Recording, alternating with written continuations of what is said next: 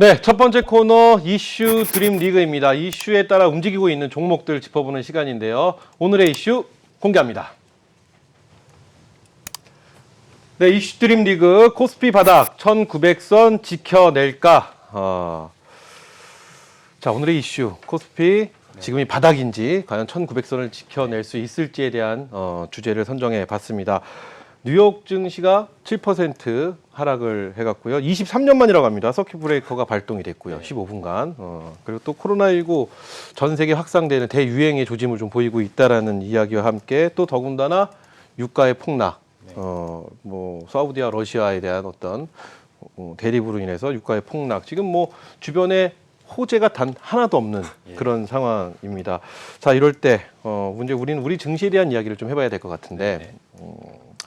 일단 이거부터 여쭤볼게요. 한국 증시는 오늘 소폭 상승했습니다. 어제 진짜 충격적으로 방송하는 내내 사실은 안절부절했습니다. 저는. 맞습니다. 네, 많은 분들이 좀 예민해지고 이런 상황이어서. 예. 근데 오늘은 조금 소폭 상승을 했고요. 미국 증시는 아까 말씀드린 대로 폭락을 했습니다. 예. 우리 증시는 선방 아닌 선방이라고 말해야 될 것 같은데요. 그 이유부터 한번 여쭤볼게요. 일단은 지금 현재 중요한 것은 1900포인트를 지키냐 못 지키느냐인데 만약에 1900포인트를 잠깐 깨더라도 네. 1900포인트는 지지한다. 이렇게 강력하게 말씀드릴 수 있는데요. 그 근거로는요. 일단은 여러분들 조금 1900포인트 얘기가 나올 때마다 하는 얘기가 PBR 0.8배 미만의 밸류에이션 매력도가 높다. 이거 흔하게 항상 하는 얘기인데 일단은 그래도 지금 현재 지수를 봤을 때 우리나라의 전체적인 그 시장의 영업이익을 봤을 때 0.8배 미만은 확실히 저평가는 맞습니다. 그리고 거기에다가 이제 현재 미국도 급하게 지금 경기 부양책을 펼치고 있고요. 또 이번에 오늘도 보시면은 연기금이 적극적으로 지수 방어에 나서고 있고 또 금융투자 업종에서도 즉 기관 투자자들이 적극적으로 매수세에 가담하고 있습니다. 또 중요한 것은 미국 그 연준이 또 이제 그 환매 조건부 채권에서 이런 그 거래 한도를 1,000억 달러에서 1,500억 달러 늘렸습니다. 네. 그리고 유동성을 풍부하게 공급을 한다는 얘기고요. 또 이제 3월 달에 추가적으로 또 금리 인하도 하고 또 이제 각국의 중앙은행들이 정책 공조를 하고 있는데 중요한 것은 우리나라는 이제 추경 예산 편성 그리고 이제 정부의 그 강력한 정부 부양책들이 계속해서 나올 전망입니다. 그래서 만약에 1900포인트가 깨지려고 한다면은 저는 여러분들께 자신 있게 말씀드립니다. 그때부터는 분할 매수 꼭 들어가셔라 이런 말씀을 드리고 싶고요. 또 한 가지 중요한 것은 시장이 공포감이 사라지고 이게 공포가 만연할 때 그때가 진짜 바닥입니다. 이때는 정말로 분할 매수를 꼭 해야 된다 이런 말씀을 드리고 싶습니다. 그렇다면은 제가 정말 궁금한 거는 네네. 오늘 우리 증시는 선방을 했던 이유, 네네. 그 이유는 정부의 그렇죠. 어떤 발표들 그리고 그렇죠. 정부에서 공매도에 대한 발표도 했더라고요. 그렇죠. 네, 여러 가지 네. 발표가 있었는데 네. 그것 때문에 우리 증시는 오늘 선방을 했다 아니면은 그렇죠. 일단은 기관들이 일단 방어를 해줬고요. 그렇죠. 특히 연기금이 방어를 해주면서 거기에다가 이제 공매도가 문제가 되었었는데 공매도 부분에서 약간의 이제 규제가 오면서 근데 이제 공매도 부분에 있어서 규제를 한다고 해서 이 공매도가 없어지지는 않겠지만은 그래도 지금보다는 상황이 좀 나아지지 않을까는 그런 기대감이 있지 않았나 생각이 되고 있습니다. 좋습니다. 박윤희 대표께도 같은 질문 한번 드려볼게요. 미국 증시가 이렇게 빠진 게 23년 만이라고 합니다. 네. 23년 만에 이렇게 시장이 급락을 하는 모습을 보였는데 우리 시장은 그나마 선방을 했습니다. 물론 어제 우리 시장도 4%대 많이 빠져서 굉장히 안타까웠는데요. 우리 시장이 오늘 이렇게 선방을 했던 이유에 대해서 한번 여쭤볼게요. 어디에 있다 보시나요?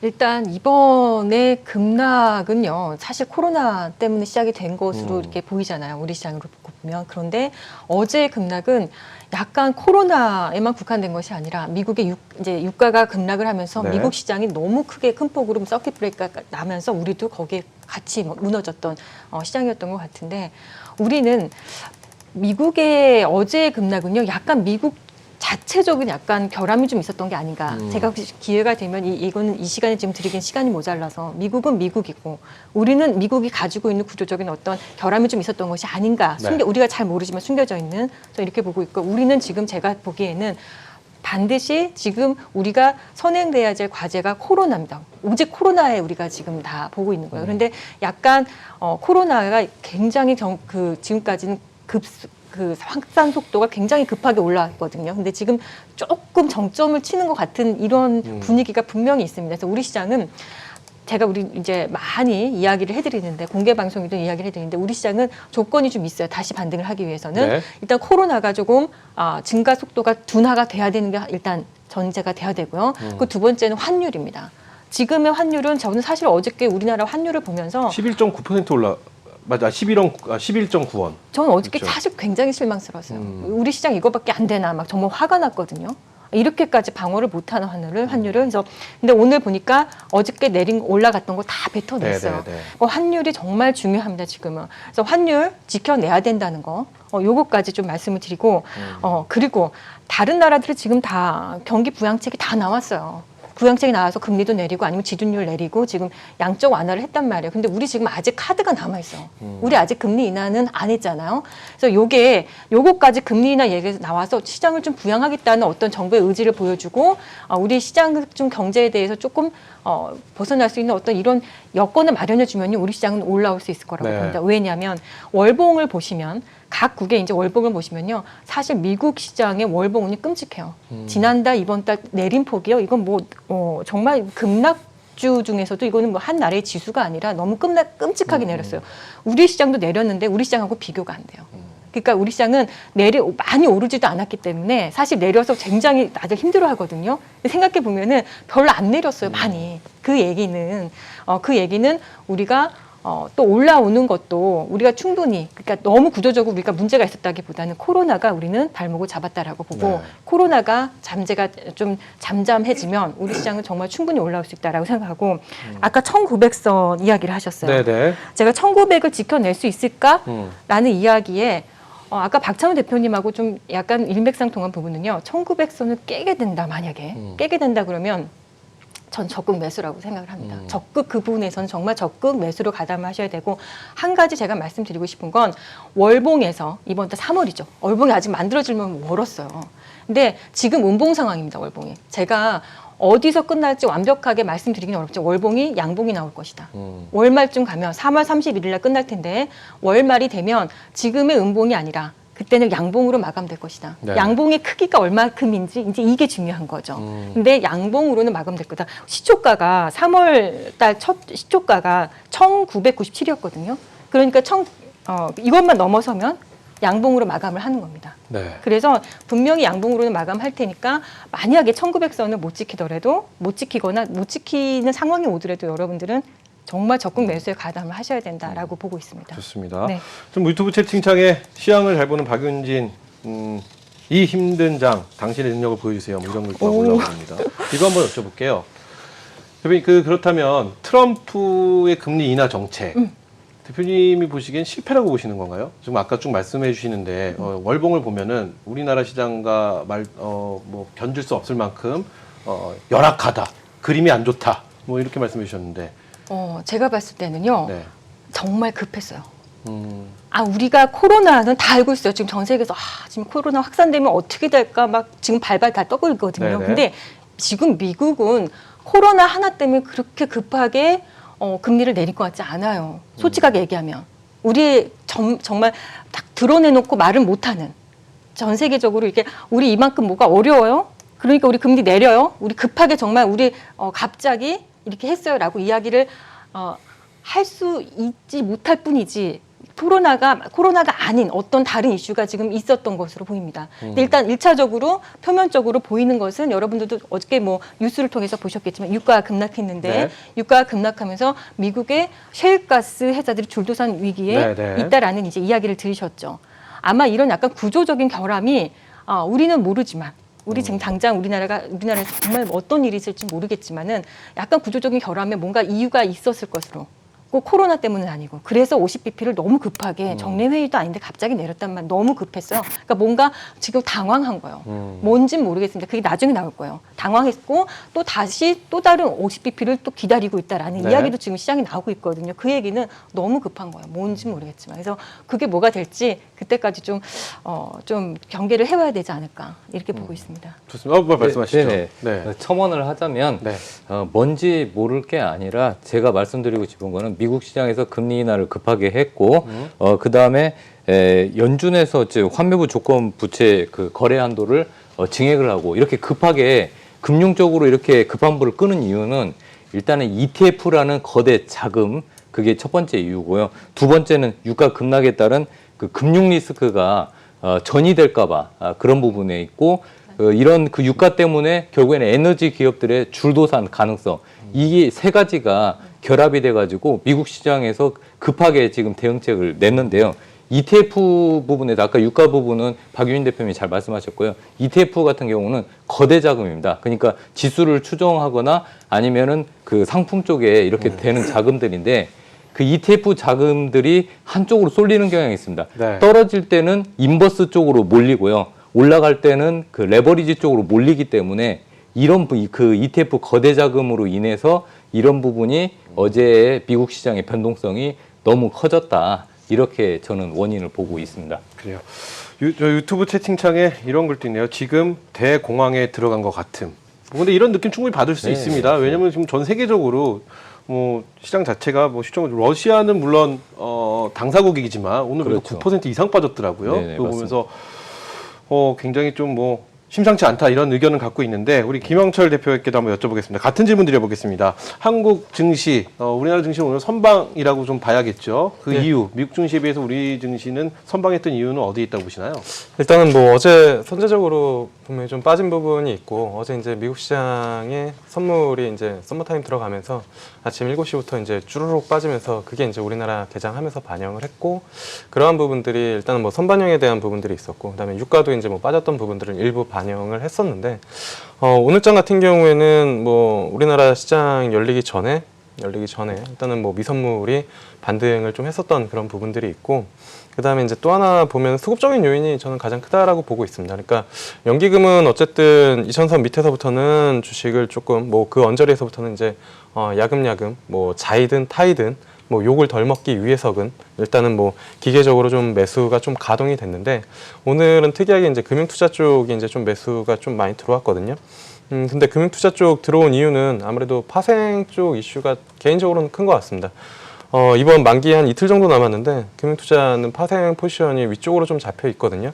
그래서 지수를 더 빼면은 조금 리스키한 부분들이 있어서 그 부분들 때문에 오늘 금융투자에서 한 6천억 원 좀 들어오는 그 부분들이 지수를 좀 상대적으로 뭐 버텨줬다. 그래서 나스닥 부분들, 그 다음에 유가 반등, 그 다음에 이제 만기 쪽 이슈가 같이 맞물리면서 오늘 좀 반등이 나왔고, 뭐 일단은 뭐 미국 시장을 바라볼 수밖에 없는 네. 그러한 상황이다라고 이제 좀 보고 있고요. 그 다음에 금리에 대해서 이제 추가적으로 조금 보면은 사실 그렇게 생각을 하면 조금 쉬울 것 같거든요. 그러니까 시장은 어린아이고 파월은 어머니 그리고 트럼프는 할아버지라고 생각을 하시면 지금 돌아가는 상황이 조금은 이해하시기 쉬울 것 같은데 그러니까 그전에 나스닥이 계속 올라오고 미국 시장이 올라왔었던 부분들은 조금 조정을 받으면 시장이 이제 땡깡을 피우는 거죠. 그러니까 그 엄마한테 사탕을 달라고 금리 인하라는 이제 사탕을 달라고 그럴 때마다 일단은 파월은 그거를 맞춰서 줬었던 부분들이고 그리고 보통 아이 키우시는 분들은 아시겠지만 할아버지들은 애들이 원하는 거를 다 해주기를 원합니다. 그래서 트럼프는 애미야, 애기가 달라는데 자꾸 줘라. 더 주고 다 해줘라 라고 이제 계속 압박을 했었던 그런 부분들이고 그렇게 해서 이제 시장을 계속 버텨왔는데 얼마 전까지 이제 금리 인하에 대한 뭐 지금은 조금 패드워치에서 낮아지긴 했는데 지금 뭐 화료 잠깐만 보여주시면 어제까지만 하더라도 75bp, 50pp에서 75bp를 인하를 이번에 3월 18일 날 할 것이다라는 게 70%가 넘었었습니다. 근데 오늘은 조금 정상적으로 돌아와서 35%고 그다음에 25bp에서 50bp가 65bp인데 이게 이제 시장이 계속 뭐 땡깡을 피우면서 이제 금리 인하를 원했던 거였고 그렇게 원했었는데 파월이 갑자기 50bp를 인하를 한 거죠. 원래 그 인하를 할 타이밍도 아니니까. 근데 시장은 놀란 거죠. 우리 엄마가 내가 땡깡을 핀다고 사탕을 주긴 주는데 원래 주는 시간이 있는데 그거보다 더 갑자기 나에게 준다? 그러니까 애가 겁을 먹은 거죠. 그래서 시장이 그때 금리 인하를 했음에도 불구하고 갑자기 이제 급하게 빠진 거죠. 왜 그러지? 엄마가? 왜 내가 원하는 거를 주기만 하면 되는데 왜 줄 시간보다 더 앞당겨서 더 많이 줬지? 이게 엄마가 너무 화가 많이 난 건가? 뭐 또는 내가 모르는 뭔가가 있는 건가? 이 부분에서 시장이 조금 의아해했었고 파월이 저게 좀 잘못한 거다라고 이제 뭐 생각을 시장도 했었는데 결과론적으로 보면 아마 파월은 그 이제 셰일 기업들 유가 때문에 셰일 기업의 그 이제 회사채 리스크에 대한 부분들을 선제적으로 아마 본 부분들이지 않을까. 그래서 50pp를 선제적으로 좀 인하를 한 부분들이다라고 일단은 뭐 결과론적으로 지금 뭐 흘러가는 부분들을 보면 그 부분을 보고 먼저 선제적으로 좀 내리지 않았나 이렇게 좀 보고 있고요. 네. 뭐 길게 얘기를 했지만 일단은 저는 주식시장은 오늘 단기적인 반등은 좀 나왔지만 추세적인 상승은 좀 어렵다. 그래서 지금 구간은 투자가 아닌 매매를 해야 되는 트레이딩을 해야 되는 그러한 부분들이고 만기가 끝나면 다시 만기까지는 어쨌든 시장이 조금 버텨주겠지만 만기가 끝나면 시장은 다시 한번 우리나라 시장은 조금 뭐 외국인 수급이 확실히 돌기 전까지는 변동성이 있을 수밖에 없어서 트레이딩을 해야 되는 그런 구간이다라고 좀 보고 있습니다. 그럼 이 질문 한번 우리 김영철 파트너 계속 한번 드려볼게요. 미 연준에서 90조 긴급 유동성 자금을 공급을 해야 된다고 말씀을 했습니다. 그렇다면 이게 지수 방어에 도움이 될 거라고 보시나요? 지금 아까 말씀을 쭉 들어보면 때 쓰는 아이에게 할아버지가 사탕을 그냥 대가 없이 주듯이 지금 또 이게 90조 원에 가량하는 긴급 유동성 자금을 투입을 했을 경우 그럼 똑같은 경우가 되지 않을까요? 이거 어떻게 보시나요? 일단은 그때랑은 다르게 많이 빠졌죠. 위치가 빠졌기 때문에 어느 정도는 그 뭐 50pp를 급격하게 인하를 해서 시장의 변동성을 키웠었던 그 구간보다는 분명히 어제 그제 큰 폭의 하락이 있어서 지수 레벨 단이 낮아졌기 때문에 그 부분들은 심리적으로 어느 정도 뭐 긍정적인 영향을 미칠 것이다라고 보고 있지만 미국 시장 역시 저는 뭐 V자 반등을 강하게 가져오기에는 조금 뭐 힘들다라고 보는 이유가 일단은 시장이 추세적으로 좀 어느 방향성을 잡으려면 가장 중요한 건 변동성이 줄어들어야 되는데 앞서도 이제 뭐 코멘트 해주셨지만 지금 미국 시장 지수 자체가 뭐 종목에서 우리나라 종목도 하루에 뭐 5%, 7% 정도가 움직이면 이 종목 오늘 좀 많이 움직였네라고 느끼는데 지수 자체가 그렇게 움직이다 보니까 그거가 더 리스키한 그런 부분들이고 일단은 변동성이 줄어들어야 된다고 생각을 하고 있고 일단 뭐 그 이제 추가적인 이제 부양 부분들 자금을 수혈하는 건 어쨌든 증시에는 긍정적이다. 하지만 그게 시장을 뭐 추세적으로 돌리기에는 조금 뭐 기간적인 부분들이 필요하고 그 기간 안에서는 계속 어느 정도의 변동성이 있지만 그 변동성이 줄어들고 나서 방향을 좀 잡을 가능성이 좀 있지 않을까 그래요. 이렇게 좀 보고 있습니다.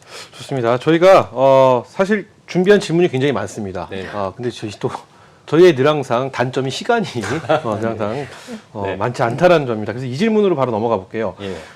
변동성이 강한 우리 시장입니다. 지금 네. 이런 시장의 위기를 넘을 만한 업종과 종목 만약에 있다. 네. 있을 수 있죠. 분명히 세 분은 또 갖고 계실 것도 같고요. 예.